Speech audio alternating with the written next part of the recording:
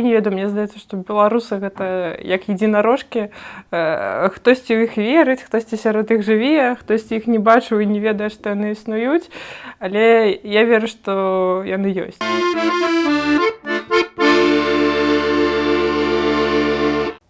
Беларусь гэта всякія лугі, палі, прасторы, дзе скажуць едзінарожкі. Яна таксама недзе існуе. Абчыталася я, правда, не Каласоў, а спадарні Рублеўскай аповесцяў. І такі крыху ў мяне быў ступар, таму што я зразумела, што я не проста я, а я вынік нейкіх там генетычных мутацый, скажам так. І вось я такая, як ёсць, гэта вынік нейкай, ну, спадзяюся, што эвалюцыі.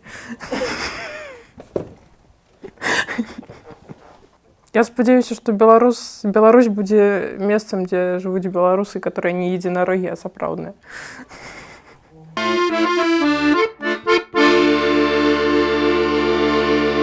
Вельмі мяне так перакошвае, калі чую пафосныя прамовы, маўляў, адраджаць, зберагаць і гэтак далей.